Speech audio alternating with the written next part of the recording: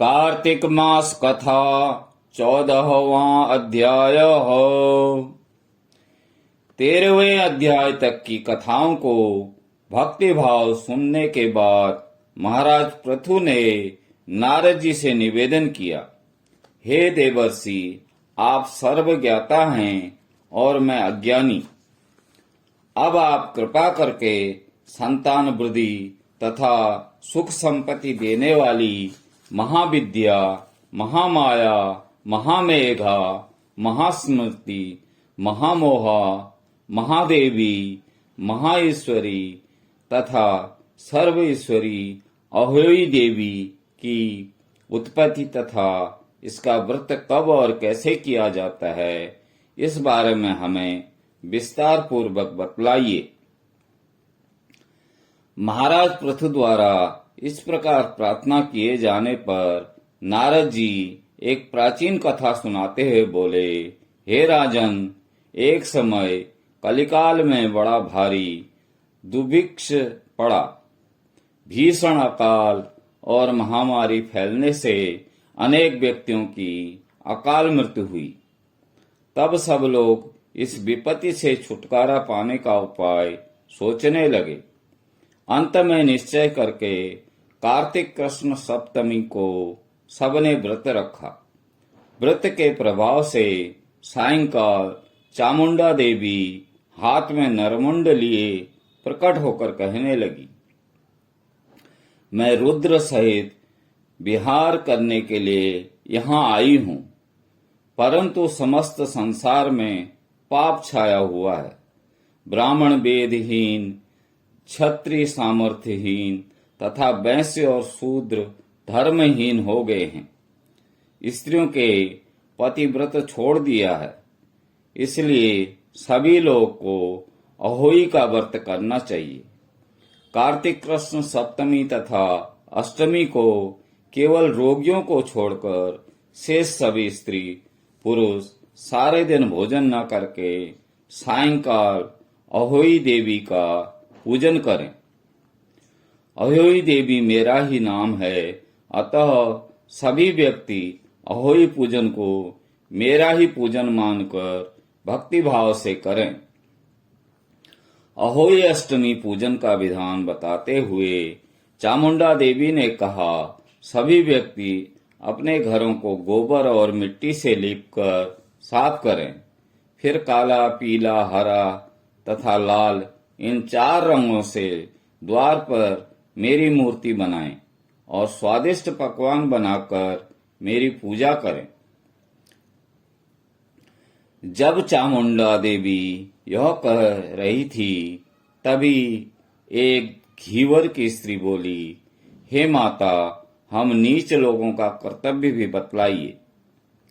तब देवी ने कहा, तुम लोग भी मेरे भक्त हो, सो सब लोग मेरा पूजन करके तुम्हारी संतानों को पूजेंगे, तभी उनकी पूजा सफल होगी। मेरी पूजा के बाद कुम्हारिन तथा मालिन की भी पूजा होगी। इतना कहकर देवी अंतर्ध्यान हो गई। सभी व्यक्तियों ने चामुंडा देवी के कथनानुसार व्रत और पूजन किया तो सबके संकट दूर हो गए और सारा संसार सुखपूर्वक रहने लगा।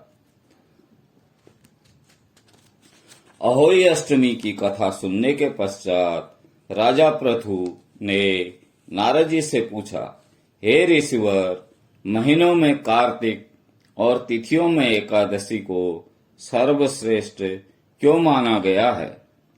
कृपा करके बतलाइए। तब नारद जी ने कहा, हे राजन, एक बार यही प्रश्न सत्यभामा जी ने भगवान कृष्ण से पूछा था।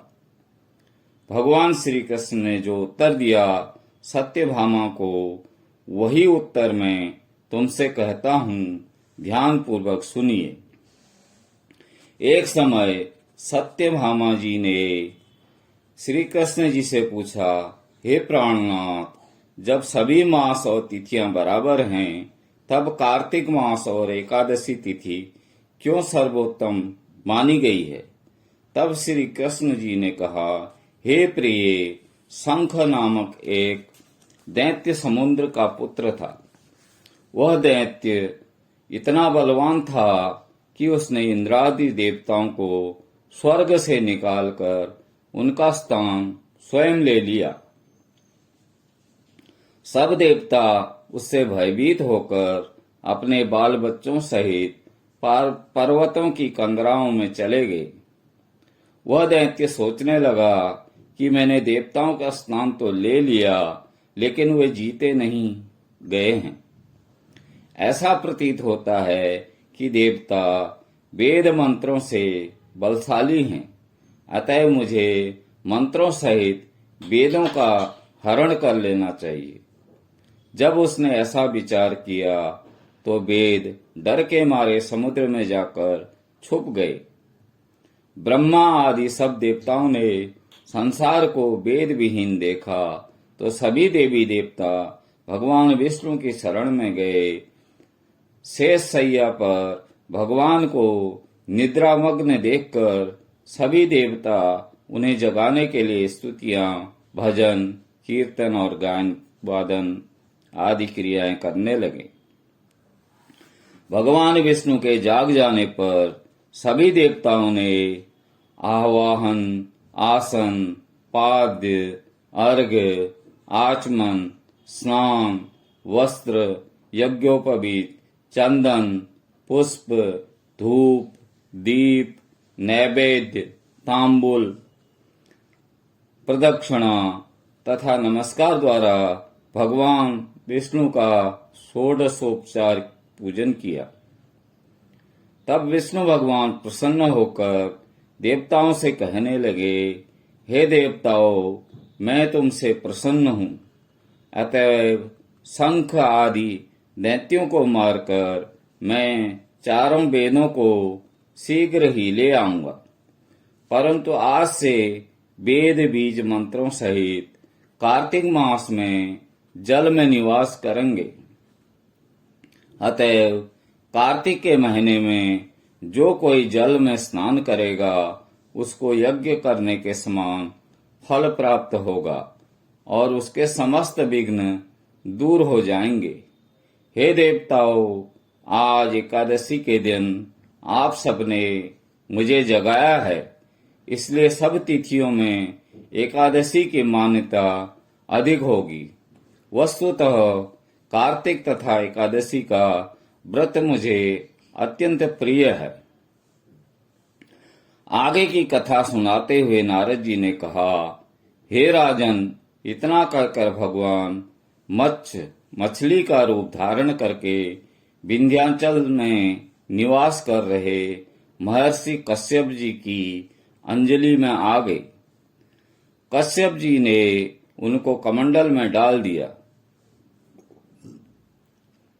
जब कमंडल भर गया तो मत्स्य रूपधारी भगवान कहने लगे कि हमको कोई बड़ा स्थान दो।